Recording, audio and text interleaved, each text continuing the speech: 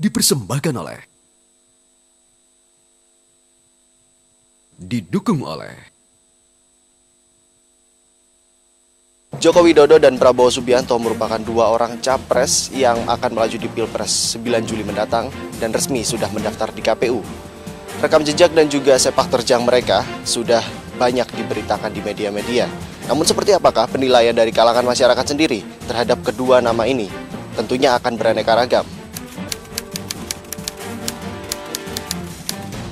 Reformatif, Fenomenal, Sederhana ya, belusukan, bagus, kalem, baju kotak-kotak, belusukan. tegas, berani, Kontroversial gitu, tegas, Ham. handsome, macan.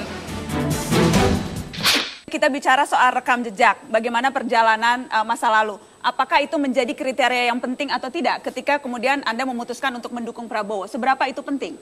Bagi P3 itu adalah yang paling penting kalau kita melihat bahwa Pak Prabowo ini punya gagasan-gagasan besar.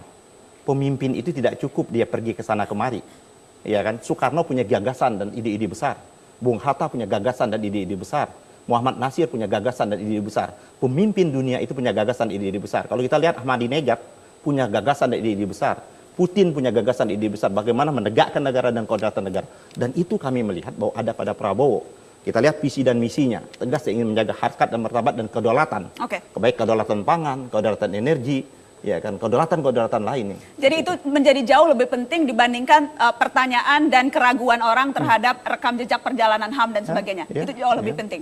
Menurut Anda, gagasan-gagasan tadi dimiliki juga tidak oleh Jokowi? Semua penting. Tindakan adalah manifestasi dari pikiran. Ada hal yang berbeda antara berpikir besar, bertindak besar, dan bicara besar. Menurut saya, Jokowi berpikir besar dan dia bertindak besar. Yang lain bicaranya saja yang besar, tindakannya kita belum tahu. Nah kenapa? Contohnya misalnya begini, di Solo Jokowi pemilihan pertama, pemilihan kedua dia di Solo, dia dipilih 90% rakyat Solo. 90% lebih rakyat Solo, artinya rakyat melihat hasil karyanya. Nah Prabowo apa karyanya? Yang saya tahu misalnya, ya nanti saya bilang karya-karya yang kembali lagi pada pelanggaran-pelanggaran, ada yang marah. Kan seperti itu. Tapi karya dia membangun satu kota. Apa? Karya Jokowi sudah teruji, dia bangun Solo. Dia pindah ke Jakarta, terpilih.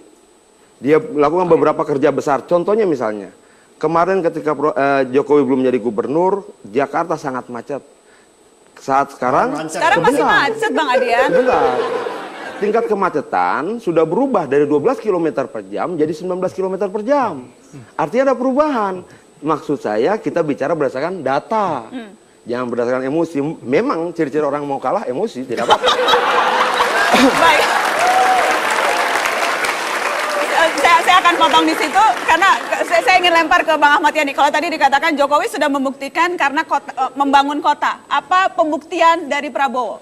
Saya kira jelas trik record Pak Prabowo dan dia memang belum pernah memegang jabatan yang bersifat sipil seperti itu. Dalam kemiliteran jelas bagaimana membangun sebuah institusi militer dan gagasan-gagasan dia pada waktu dia masih di dinas kemiliteran. Nah, tapi saya ingin. Adakah yang bisa spesifik disebut apa yang tadi sudah disebutkan pada waktu dia bagaimana menghidupkan lahan-lahan tidur kita yang tidak bermanfaat itu pada waktu dia mungkin dia bangkitkan itu menjadi pada akhirnya dia berhenti dipecat. Jokowi belum pernah dipecat. Prabowo sudah. Nah itu kan jadi alat ukur kita. Bagaimana? Ya, saya kira itu proses mekanisme yang ada. Proses mekanisme ada, kita mau tanya seperti ini. Tak kala terjadi penembakan, ya kan kemarin di Gerobokan kemarin itu yang dilakukan oleh oknum-oknum Kopassus, apakah diminta pertanggungjawaban kepada Densus seperti itu? Dia sudah melakukan, itulah jiwa besarnya Pak Prabowo, dia mengambil tanggung jawab itu dalam konteks dia sebagai komandan. Tapi kan dia belum ada fakta hukum, itu kelebihan. Dia belum ada fakta hukum yang ada yang menyatakan hari ini, fakta hukum, keputusan hukum menyatakan Pak Prabowo terlibat seperti itu. Bung Adian? Loh, pemecatan itu sebuah fakta hukum dalam proses pengadilan tinggi militer. Kan jelas.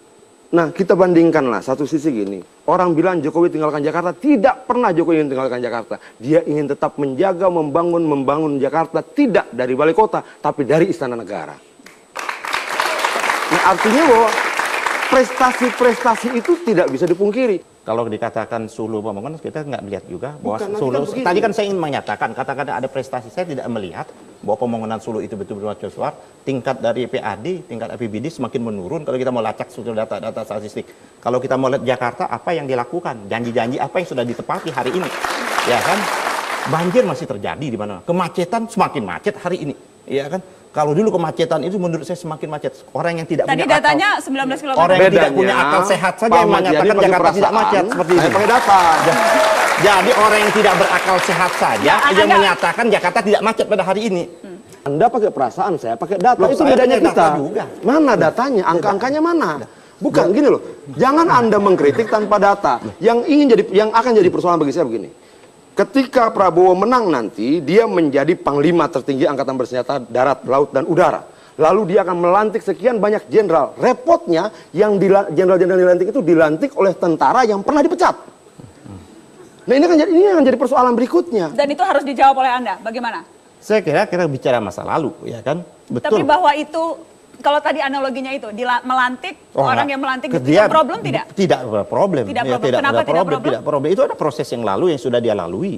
Adalah proses yang sekarang. Sekarang ini bagaimana yang kita butuhkan itu pemimpin punya gagasan besar, pemimpin punya ide-ide besar, dia mampu. Tapi bukan pemimpin hanya cukup dengan pencitraan. Lo orang ketemu rakyat kok pencitraan. Pencitraan itu naik kuda. Itu pencitraan. Ketemu rakyat naik helikopter, itu pencitraan. Lo kalau dia pakai kemeja apa adanya, sepatu apa adanya, itu keberpihakan bukan pencitraan. Keberpihakan pada rakyat yang dia tahu sebagian besar masih hidup dalam kemiskinan. Terus Prabowo apa ini? apa prestasinya? Apa prestasi dia yang bisa kita banggakan sebagai pemimpin publik? Ini Indonesia, Oke. bukan batalion. Beda dia pimpin pasukan dan beda dia pimpin rakyat sipil. Oke, mungkin beberapa karya dia di pemerintahan bagus, walaupun berakhir buruk dalam pemecatan. Nah, lalu karya dia bagi rakyat sipil apa? Memangnya sama memberikan perintah dan instruksi pada prajurit dan memberikan perintah dan instruksi pada rakyat sipil? Beda.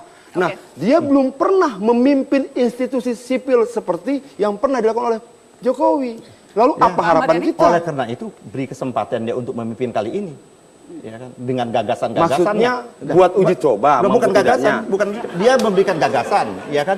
Dia bagaimana ingin membangun yang namanya kedaulatan di bidang pangan. Bagaimana? Dia bahkan mau bangun dengan kedaulatan energi, itu ide dan gagasannya Prabowo, tidak ide yang berdasarkan masukan dari berbagai macam. Dia diskusikan bagaimana proses penegakan hukum, itu genuine ide. Loh, bagaimana Pemimpin bicara besar itu dengan ide dan gagasan Gini. besar. Saya pikir dia memberikan harapan pada banyak kaum perempuan ya, karena dia butuh ibu negara tentunya.